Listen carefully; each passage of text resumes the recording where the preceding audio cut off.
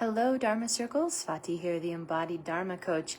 Let's go deeper into relationship contracts, ancestral contracts, and why this is not only an important topic to understand if you're in a relationship or any relationship actually, but also this time of year is so powerful for our ancestral work.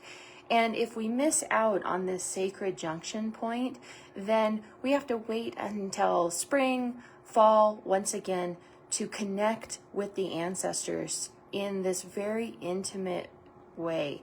The veil is very thin right now. Most cultures and traditions understand that these gap seasons, sandhi times, in Sanskrit, this means gap in between seasons, or it's like a threshold. So the in between, we see this in a Jyotish chart when planets are transiting into different signs and they're at 2 degrees or 1 degree, 0 degrees. This is sandhi, and you can think of fall and spring as sandhi times of year. And in these sacred junction points, the ancestral realms, the spirit realms, are very close. We can touch them, experience them, sense them in a very profound way. Unlike summer, even winter, because the transitional point is especially powerful. So ancestral work right now, building a relationship with your ancestral team and your support, so important right now. Don't miss this opportunity. So how do you know if you're doing your ancestral work, and what does that really look like? And how do we get bamboozled by the ancestors? Because this happens more times than you realize. You might even be bamboozled by the ancestors in your relationships because the ancestors can be tricksters. And hopefully you're working with your well ancestors. Of course, everything I'm sharing is for those of you who have well ancestors. You're working consciously with your team of ancestral support that is supportive and helpful. And even though they may be supportive and helpful, they can still be considered tricksters. And remember that the ancestors have an agenda. And it's really important to understand what the agenda is so that you can be in right relationship with it, or you might need to restructure your contract if you've been bamboozled or got pulled into a contract that you didn't realize or consent to fully. And that happens a lot through relationships. Falling in love can actually be an ancestral way of getting a contract worker to come into their lineage and do the work for the lineage. So if there has not been sufficient work done in a lineage, a relationship may happen or a marriage may happen to ensure that this work is going to get done in a lineage. And so ancestral work and relationships go hand in hand. And of course, any relationship, but particularly marriage relationships, are a karmic contract.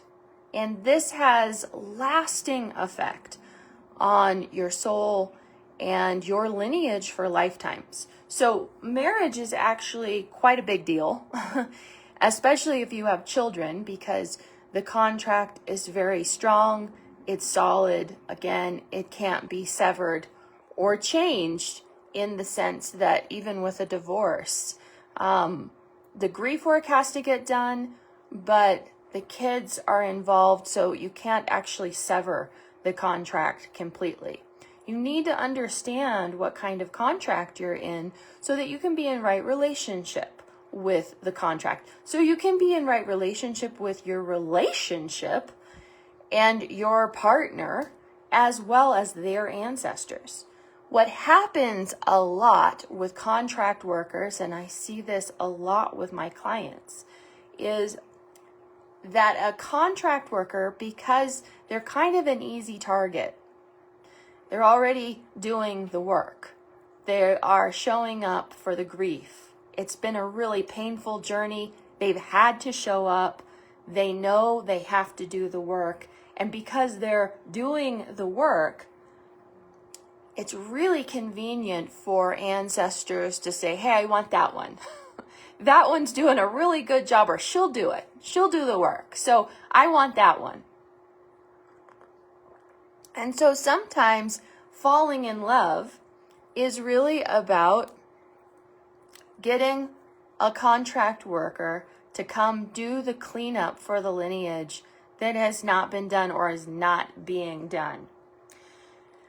And so, when you are in a marriage or a partnership of any kind, it means that you're taking on lineage karma, debts, grief, challenges, undigested trauma from your partner and their lineage. And so you have to be very clear and very aware and conscious of what am I saying yes to, what am I saying no to? Am I doing someone else's work? Am I doing someone else's ancestral work without being firm and clear in my own contract with my ancestors, so that you don't get bamboozled or pulled into unconsciously someone else's ancestral work? So really important to first and foremost know what is my ancestral contract, what is my soul duty, so that nothing distracts me, so that I don't get pulled off my path or sidetracked, sabotaged. So this happens a lot through relationship. Sadly, and I see it mostly with women. It does happen, of course, with men as well, but I work with mostly women. So I see this a lot where a woman just, as she enters a relationship, or the deeper she gets into the relationship, or as she has kids with someone, she loses her path. She has to let go of her gifts, her wisdom, her potential, her power, her strength, because she's sidetracked doing someone else's work, cleaning up someone else's grief, doing someone else's trauma work for them. And she had so much potential. She was on her path, and then whoop, sidetracked. And then this can lead to a lifetime of sabotage, distraction, avoidance. And then you got to come back and try again. So this can be a way that you get sidetracked in or sabotaged through a relationship, and it's not actually supporting your dharmic path, your dharmic work. So we have to first and foremost, know your own soul contract and your contract with your ancestors. That is number one, top priority, so that you don't get distracted or sabotaged on your own path. And then making sure that you're choosing relationships that have dharmic intention and dharmic purpose. There's dharmic support. And that you're in right relationship with your own ancestors, but also your partner's ancestors. And so you're really clear with them. This is not my work. This is my work. This I will do healing work around, and I will support healing for myself and my lineage and for our family. But this is not my work. This is my partner's work. This is his work to do. I'm not doing it, and don't try to pull me into this. And so this comes down to being really clear in your contract with your ancestors and your partner's ancestors. You're only responsible for your own ancestral work. And again, this is a mistake that a lot of contract workers make, taking on their partner's ancestral work as well, and they don't even realize it. And this can go on for years and years and years, and often this will cause a divorce or a rupture. so that the grief work has to be done by both people and both lineages. And sadly, someone will do the majority of the grief work and the other person will probably do very little. And as a result, this grief and this undigested emotion and trauma just gets passed to the next generation for them to clean up. And this is how ancestral work doesn't get done, and behaviors, patterns, choices perpetuate. This lineage wound will continue to haunt the lineage and be hungry for attention until someone pays attention and does the work. And think about this with any of the challenges you're facing on your path and in your life, with your body, relationships, wealth, your purpose, the 4 pathways of Dharma. If you're facing a challenge in your life right now, whatever the biggest challenge of your life is, consider how this is an ancestral wound that has not been tended fully, and you are being asked to pay attention, do the work, keep showing up, listen, heal, grieve, tend to the wound. It's like having an open wound, and we just keep putting band-aids over it. And most lineages are doing that. Just band-aid, move on with your life. We're all in survival, keep going. And it takes a contract worker to say, look, there is an open wound in this lineage and it needs to be tended. This needs to be healed. We can't just keep band-aiding it. So consider how a relationship is a mirror for these wounds and the wounds that need to be tended. And again, you can only tend to your wound. If someone else has a wound, you can't heal it for them. That's between them and their lineage, their ancestors. But people will often unconsciously choose a partner that will purposely magnify their own lineage wounds that need to be healed. And the partner will actually intensify the unhealed trauma, grief, and pain because the ancestors are saying, we don't want you to ignore this anymore. This wound cannot be ignored. So fall in love with someone who's going to open this wound, exacerbate the wound, take the scab off and the bandage off so that someone has to pay attention. And guess what? If you're a contract worker, you're going to be the one forced to pay attention. So the lineage wounds will keep showing up in your relationship over and over and over and over again. And you'll keep choosing similar partners with similar wounds because this mirror is trying to intensify the wound of the lineage. And the ancestors may be doing this on purpose. And so you need to be really clear with your ancestors. Hey, I'll tend to this wound, but I need your guidance and support. I need resources and tools. I need the ability to heal this for myself and the lineage. And I'm not willing to keep doing this pain body story over and over again. So what do I need to do to change this pattern for myself and my lineage? It's as though the grief is saying, pay attention to me. Look at this wound. I'm hungry. Tend to me. Don't avoid me. And that's why the pain is here. The problem is when people continue to avoid, numb, distract, continue to pretend that the wound isn't here. And that is when things continue to snowball and get worse, and why these wounds get handed down to the next generation, because no one's fully dealing with them. So the parts of yourself and your lineage that you despise, that are harmful even, they're going to surface over and over again until someone confronts the darkness and brings light to it. You can ask your ancestors to support you in this because they want this for you in the lineage. The unresolved past will impact your future. Whatever is unresolved in your lineage will keep showing up over and over and over again, and it will show up in your relationships.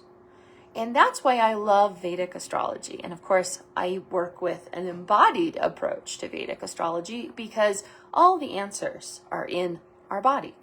And so we can use the Jyotish chart, which is a map of your body and your ancestral body, for insights, awareness, understanding the karmic knots, the challenges that you and your lineage are walking with, so that you can identify and transform these challenges very effectively with clarity. And we don't have to fumble around. It's like, well, this is my ancestral duty, and this is what I must do to transform and overcome this lineage wound and challenge. And guess what? That's my dharmic work. And that's my dharmic offering as I progress on the path. You can clarify your ancestral contract so you can be clear with yourself and your relationships. And your Jyotish chart is the most essential tool for supporting you in ancestral clarity and dharmic clarity. So you know exactly what your soul duty is, and you don't have to wonder. What I love about Jyotish and the way that it supports our soul duty and the clarity around the soul duty is that we can stay on path with one pointed focus. There are so many distractions, so many ways we can sabotage our soul purpose in this body and in this life. There's plenty of ways. When we know what our soul purpose is, what our ancestral duty is, we can stay one pointed and not get distracted. We can say, no, thank you. That's not my path. No, thank you. That's not part of my duty.